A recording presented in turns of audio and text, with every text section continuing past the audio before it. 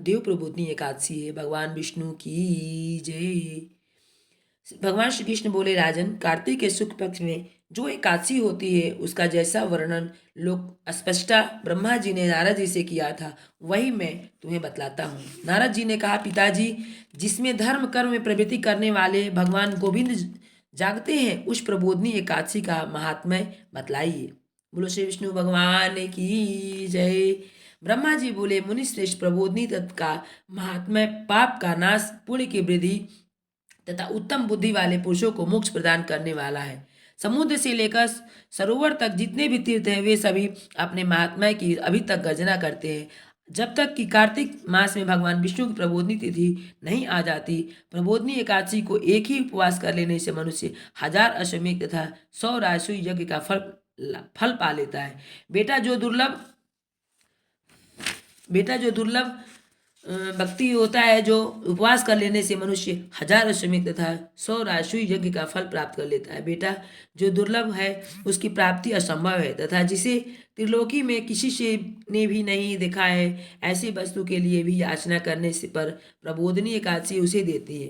भक्ति पूर्वक उपवास करने पर मनुष्य को हरि प्रबोधिनी एकादशी ऐश्वर्य, संपत्ति, उत्तम बुद्धि, राज्य तथा सुख प्रदान करती है। मेरु पर्वत के समान जो बड़े बड़े पाप हैं उन सबको यह पाप नाशिनी प्रबोधिनी एक ही उपवास से भस्म कर देती है। पहले हजारों जन्मों में जो पाप किए गए हैं उन्हें प्रबोधिनी की रात्रि का जागरण रुई की ढेरी के समान भस्म कर डालता है। जो लोग प्रबोधिनी एकादशी का मन से ध्यान करते हैं तथा जो उनके व्रत का अनुष्ठान करते हैं उनके पितर नरक के दुख से छुटकारा पाकर भगवान विष्णु के परम धाम को चले जाते हैं।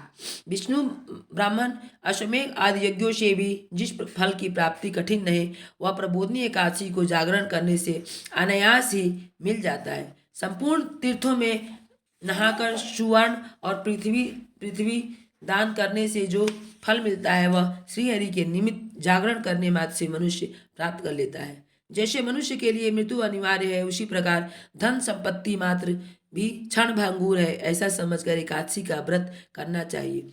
तीनों लोकों में जो कोई भी तीर्थ संभव है वे सब प्रबोधिनी एकादशी का व्रत करने वाले मनुष्य के घर में मौजूद रहते हैं। कार्तिक की हरि प्रबोधिनी एकादशी पुत्र तथा पौत्र प्रदान करने वाली है। जो प्रबोधिनी को उपासना करता है वही ज्ञानी, वही योगी, वही तपस्वी और जितेंद्रिय है तथा उसी को भोग और मोक्ष की प्राप्ति होती है। बेटा, प्रबोधिनी एकादशी को भगवान विष्णु के उपदेश से मानव जो स्नान, दान, जप और होम करता है वह सब अक्षय होता है। जो मनुष्य उस तिथि को उपवास करके भगवान माधव की भक्ति पूर्वक पूजा करते हुए 100 जन्मों के पापों से छुटकारा पा जाते हैं। इस व्रत के द्वारा देवेश्वर जनार्दन जो संतुष्ट करके मनुष्य संपूर्ण दिशाओं को अपने तेज से प्रकाशित करता हुआ श्रीहरि के वैकुंठ धाम को जाता है। प्रबोधिनी के पूजित होने पर भगवान गोविंद मनुष्य के बचपन, जवानी और बुढ़ापे में किए हुए 100 जन्मों के पापों को चाहे वे अधिक हो या कम हो धो डालते हैं।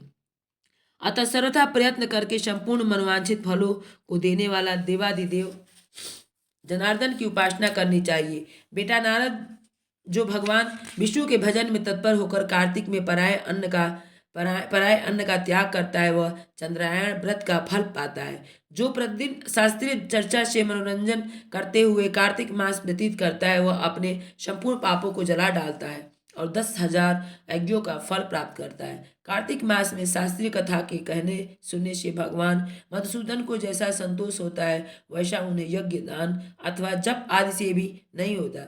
जो शुभ कर्म परायण पुरुष कार्तिक मास में एक या आधा श्लोक भी भगवान विष्णु की कथा बाजते हैं उन्हें 100 गोदान का फल मिलता है। महामुनि कार्तिक में भगवान केशव के सामने शास्त्र का स्वाध्याय तथा श्रवण करना चाहिए। मुनिश्रेष्ठ, जो कार्तिक में कल्याण प्राप्ति के लोभ से श्रीहरि की कथा का प्रबंधन करता है वह अपनी 100 पीढ़ियों को तार देता है।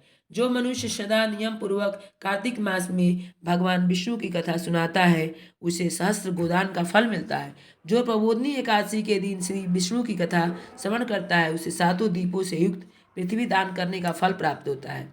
मनुष्य जो भगवान विष्णु की कथा सुनकर अपनी शक्ति के अनुसार कथावाचक की पूजा करते हैं उन्हें अक्षय लोक की प्राप्ति होती है। नारद जी, जो मनुष्य कार्तिक मास में भगवत संबंधी गीत और शास्त्र विनोद के द्वारा समय बिताता है उसकी पुनरावृत्ति मैंने नहीं देखी है। उन्हें जो पुण्यात्मा पुरुष भगवान के समक्ष गान नृत्य वाद्य और श्री विष्णु की कथा करता है वह तीनों लोकों के ऊपर विराजमान होता है। मनुष्य कार्तिक की प्रबोधनी एकादशी के दिन से फल फूल कपूर अर्गजा और कुमकुम के द्वारा श्री हरि की पूजा करनी चाहिए। एकादशी आने पर धन की कंजूसी नहीं करनी चाहिए क्योंकि उस दिन दान आदि करके असंख्य पुण्य की प्राप्ति होती है। प्रबोधनी को जागरण के समय शंख में जल लेकर फल तथा नाना प्रकार के द्रव्यों के साथ श्री जनार्दन को अर्घ देना चाहिए। संपूर्ण तीर्थ में स्नान करने और सब प्रकार के दान देने से जो फल मिलता है वही प्रबोधनी एकादशी को अर्घ देने से करोड़ों गुना होकर प्राप्त होता है। दिवसित अर्घ के पश्चात भोजन आच्छादन और दक्षिणा आदि के द्वारा भगवान विष्णु की प्रसन्नता के लिए गुरु की पूजा करनी चाहिए। जो मनुष्य उस दिन श्रीमद् भागवत की कथा सुनाता अथवा पुराण का पाठ करता है उसे एक एक अक्षर पर कपिला दान का फल मिलता है। मुनिश्रेष्ठ, कार्तिक में जो मनुष्य अपनी शक्ति के अनुसार शास्त्रोक्त रीति से वैश्वोक्त एकादशी का पालन करता है उसकी मुक्ति अविचल है। केतकी के एक पत्ते से पूजित होने पर भगवान गरुड़ध्वज 1000 वर्ष तक पूजा करते हैं। उसके दर्शन मात्र से नर की आग बुझ जाती है। वत्स, जो कार्तिक में भगवान जनार्दन को तुलसी के पत्र और पुष्प अर्पण करते हैं उसका जन्म भरण का किया हुआ सारा पाप भस्म हो जाता है।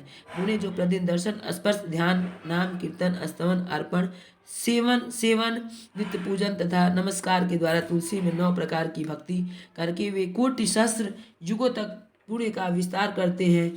नारद, सब प्रकार के फूलों और पत्तों को चढ़ाने से जो फल प्राप्त होता है वह कार्तिक मास में तुलसी के एक पत्ते से मिल जाता है। कार्तिक आया देख प्रतिदिन नियम पूर्वक तुलसी के कोमल पत्तों से महाविष्णु श्री जनार्दन का पूजन करना चाहिए।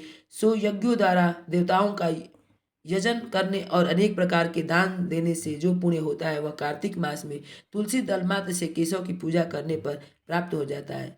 बोलिए विष्णु भगवान की जय, तुलसी मैया की जय। जय प्रभु, रक्षा करना प्रभु, जो सुने जो सुनावे सबका कल्याण करना प्रभु।